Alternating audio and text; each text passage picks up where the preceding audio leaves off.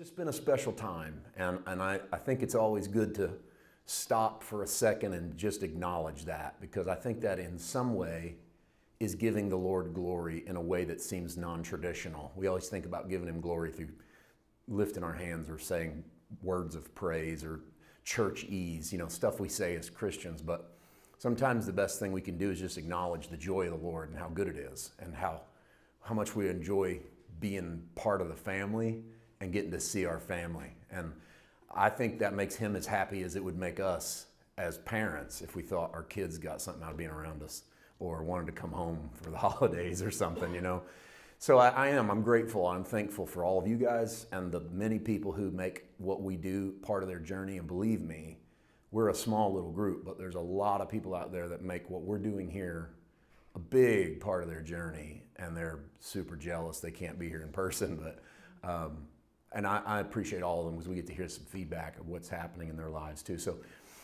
pretty awesome. I've been journeying the last, well, actually, I don't even know how long it's been. I'm snail's pacing my way through the Old Testament again, and some of that stuff's been coming out in some of our meetings together. And that happened again this week where I had 2 or 3 words for today. I was just going to dwindle them down as the week went.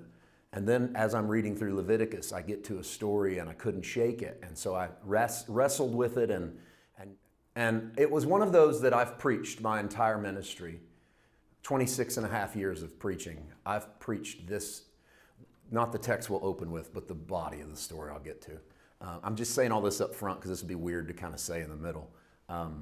I wrestled with it because I've preached it for years and just said it. It was one of those I preached but never wrestled with. I just repeated it.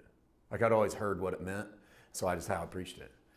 And I never really messed with it when I come into grace. For years, it's just one of those stories I never really preached because I either never saw anything in it worth preaching or I only stirred it over years ago and never again. So when I went through it this time through the lens of grace, I realized that I had never given it any quality wrestling. And that's half the problem. That's my problem, is I'll look at texts and think I know them and realize I haven't wrestled with them in years and that's a bad thing. And it's been laying there in my house forever and I could have wrestled with it. And so I jumped back in with fervor, and that's kind of what happened. And as I begin to unpack this story, I began to see some things I think would be beneficial for you and for our audience at large, because it's things that speak of who we are in Christ.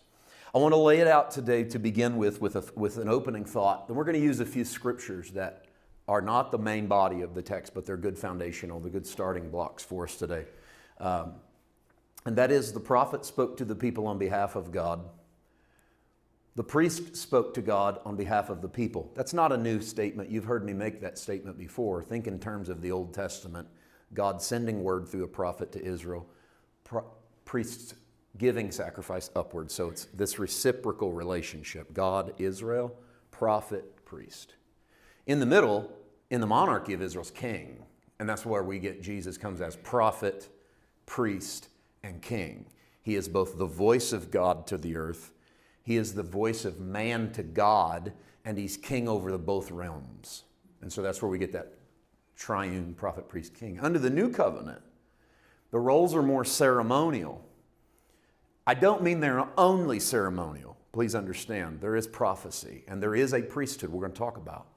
But they're mostly ceremonial because every man is capable of both hearing from God and speaking with God directly. So imagine that intermediary of prophet tells you what God says. It's not really necessary because you can hear God. And it's not really necessary for you to go to a priest because God can hear you. There's no reason for you not to have direct access. I say this is because of the new covenant. I think it's pretty obvious why, because of what Christ did.